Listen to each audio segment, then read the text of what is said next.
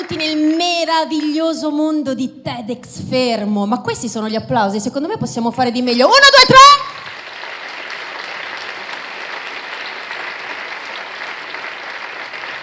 Beh sì, parleremo questa sera di opportunità. Andremo fondamentalmente a sottolineare quanto a volte le cose più impensabili, come il disagio, possono diventare la più grande opportunità. Una parola che ha un suono meraviglioso. Creare opportunità nella vita vuol dire fondamentalmente conoscerla a fondo, percepirla ogni giorno, ascoltarla ogni giorno. Voglio iniziare con delle frasi che io chiamo frasi d'effetto, qualcuno li chiama aforisma, motti, ma a me piace chiamarli frasi d'effetto. Volere è potere, forse è meglio se vuoi, puoi. Tutto è difficile prima di diventare facile. Poi ce n'è una che mi piace moltissimo, arrendersi non è un'alternativa. E poi c'è quella che preferisco, vince chi tenta un'impresa. E io credo nella mia vita che, se ho vinto veramente qualcosa, è l'impresa più grande, vivere. Perché vedete, anche se qualcuno lo nascondono bene, la vita è un diritto di tutti. Vivere è un diritto di tutti. Sognare è un diritto di tutti. E io non ho fatto altro che vivere intensamente, allenarmi a vivere ogni giorno. Perché la vita è un miracolo, la vita è un dono e sprecarlo è un vero peccato. Vedete, quando dico queste cose cerco di essere credibile perché prima di dirle le ho vissute. Tutto ciò che racconto, prima lo faccio e poi lo racconto. Prima lo vivo e poi lo racconto. E io vivo, mi alleno a vivere tutti i giorni. E lo faccio con un'intensità tale. E lo faccio con una tale volontà, che è l'esatto opposto dell'acrasia, la mancata volontà. Io mi alimento la mia volontà e cerco di fare la differenza dando la possibilità alla vita di tornare al suo più grande valore, al motore che la muove tutti i giorni. L'amore, uno dei motori più grandi, che fondamentalmente dà la possibilità a ognuno di noi di imparare, tenetevi forte, a vedere. Vedete, quando avevo 18 anni, a 18 anni stavo per diventare una donna, sognavo l'indipendenza, l'autosufficienza, sì, stavo guidando, finalmente stavo imparando a guidare, che è fondamentalmente una delle cose che diamo per scontato, ma è quel mezzo che ci porta all'autonomia. Finalmente mi sposterò, andrò ovunque voglio andare. Sono una donna, sono autonoma. Qualche giorno dopo qualcuno invece mi ha ricordato l'esatto opposto. Mi hanno detto: signora Minetti, ci dispiace molto, ma lei ha una malattia, si chiama retinite pigmentosa e c'è anche una complicanza, si chiama degenerazione maculare. L'una impedisce all'altra di guarire. È condannata alla cecità. Vedete, intorno a me quel giorno c'era mio padre, mia madre, mia zia, e quando sentivo lo sconforto intorno a me, io a differenza loro sentivo sollievo, un senso di liberazione, perché fino a quel momento avevo finto di vedere, perché ero ossessionata come tanti di noi ad essere normodotata a tutti i costi. Io dovevo essere uguale agli altri, non potevo essere diversa dagli altri, anche se ero ipovedente, fingevo di essere vedente. Studiavo strategie nella mia adolescenza e cercavo di camuffare quella che tutti gli altri vedevano come un atteggiamento buffo, goffo, imbarazzante. Ero insicura, ero incerta, avevo paura di essere diversa dagli altri. E quando mi hanno detto che lo ero e non c'era un'alternativa a questo, che sarei stata, gli altri dicevano disabile, allora ho pensato, non c'è un'alternativa. Quindi io adesso posso dire che ho bisogno. Adesso da questo momento sono una di quelle persone che può urlare al mondo che ha bisogno di un aiuto. Non sono più sola. Non devo più fare i conti con questo dolore da sola, posso condividerlo. Perché adesso lo sanno tutti, non sono soltanto Annalisa fondamentalmente a valutare fondamentalmente quello che è un problema, ma posso insieme agli altri trovare una soluzione, gli altri possono diventare la mia soluzione. Non c'è soltanto la tecnologia, c'è anche la risorsa umana. La condivisione, la mia vita condivisa, ha reso speciale tutto il percorso della mia vita fino a questo momento. Tutto quello che ho fatto l'ho condiviso. Ogni traguardo raggiunto è stato condiviso. Da quel momento, anche se ho avuto bisogno, come tutti, ed è giusto che sia così, di urlare il mio dolore, quando l'ho fatto, mio padre mi ha detto al mio urlo: perché a me? Mio padre mi ha detto: perché non a te? È vero, perché non a me? Perché augurare questo dolore, questa rabbia a qualcun altro? Perché non a me? Allora mi ha detto: se non potrai vedere la luce, allora muoviti a diventare luce. Mi poteva far diventare luce soltanto una cosa, la consapevolezza.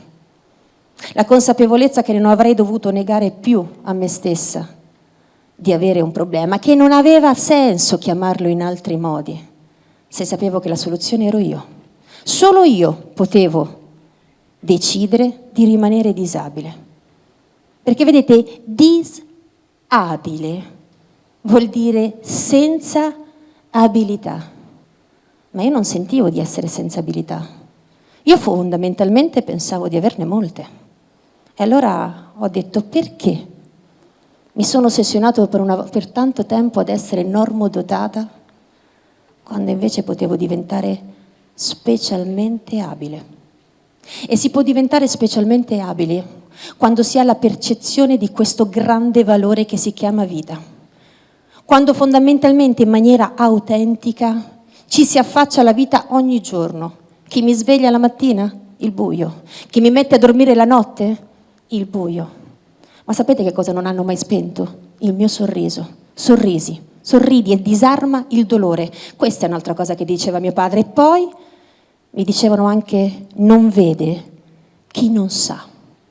E ho deciso di studiare tanto, tanto per rendere credibile il mio percorso, tanto per permettere alle persone di scoprire quale fosse la strategia, il loro metodo, il metodo che li avrebbe portati al loro traguardo.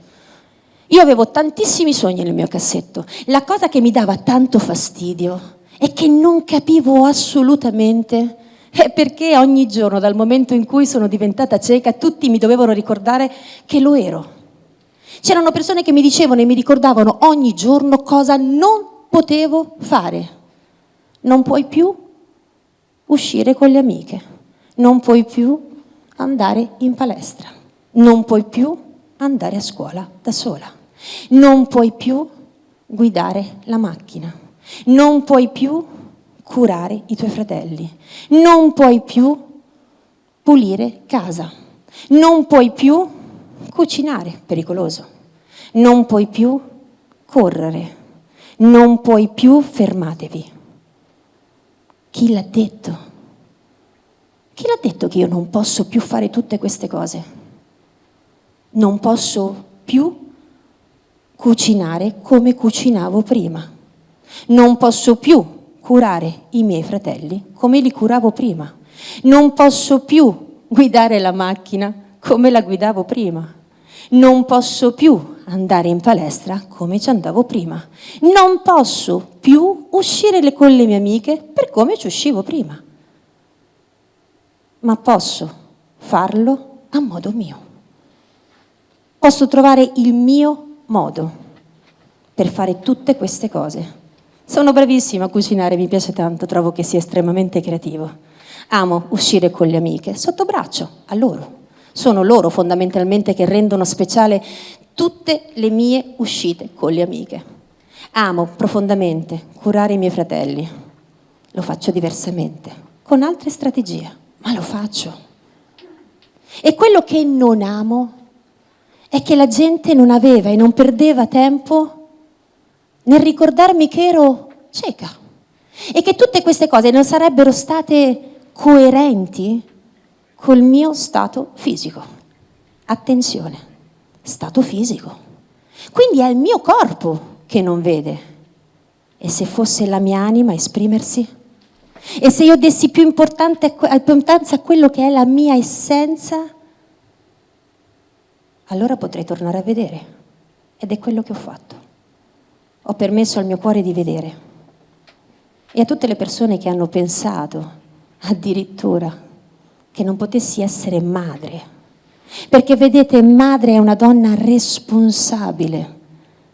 La responsabilità genitoriale non può essere un'espressione espressa da un non vedente, perché se non vedi non lo puoi curare, se non vedi non dai sicurezza, se non vedi e vuoi un bambino sei un egoista.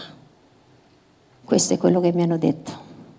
Poi ho guardato, perché vedete ho imparato a farlo, perché è nel momento in cui ho smesso di vedere che ho imparato a farlo. Forse ho smesso di vedere ma ho imparato a guardare. E quando ho guardato intorno a me e ho guardato come le mamme curavano i propri figli, non ho mai visto una mamma guardare il proprio figlio prima che si facesse male. Lo avvertiva prima ancora di guardarlo, prima ancora che accadesse, perché le mamme vedono con gli occhi del cuore. E io ho deciso di essere soprattutto una mamma, capace di vedere con gli occhi del cuore. E gli occhi del cuore non ti tradiscono, passano attraverso le corde vocali e la voce non ti tradisce. Perché vedete, quando è l'assenza che parla, quando è un'anima che si libera, nessuno ti può più dire che non puoi fare qualcosa. E spesso le persone che ti dicono che non sei in grado di fare qualcosa sono persone che hanno avuto un percorso estremamente fallimentare. E quando parlo di fallimento, parlo di debolezza. Perché se parlassi di fragilità parlerei di me. Una delle più grandi ricchezze è la fragilità. Ma se si parla di debolezza, allora si parla di un percorso fallimentare, perché è rinunciatario. Rinuncio ancora prima di provarci, quindi non sei vincente perché non hai tentato l'impresa, ma io sì. Io il piede sulla linea di partenza ce l'ho messo. Io allo start sono partita e non sapevo come farlo, ma sapevo che avrei scoperto mano a mano che cosa mi avrebbe portato vincente al traguardo, e vincente intendo soddisfatto, perché vedete siamo ossessionati da parole che in realtà non ci danno la possibilità di vivere in maniera autonoma. Noi viviamo soddisfacendo gli altri e spesso non riusciamo a soddisfare noi. Che cos'è la vita? È un grande valore. Che cos'è la resilienza? La capacità di prendere un pugno in faccia ma rialzarsi ancora più forti di prima. Che cos'è un'opportunità? È ciò che vuoi vedere. E solo se sai sentire lo puoi vedere. La vita è un dono e questo non può essere sprecato. La vita è la consapevolezza di poter essere protagonista e di non abituarsi ad essere una comparsa. E io l'ho fatto. Ho dato valore a questo grande dono. Insegno e ho insegnato che si può essere invincibile. Invincibile non è chi arriva primo al traguardo, ma è chi si rialza in piedi più forte di prima. Perché arrendersi, e adesso è più credibile, non è un'alternativa. Perché tutto è difficile, e adesso è più credibile, perché può diventare facile. Perché se vuoi, puoi, e adesso è ancora più credibile. Ma ricordatevi, invincibile è chi tenta un'impresa.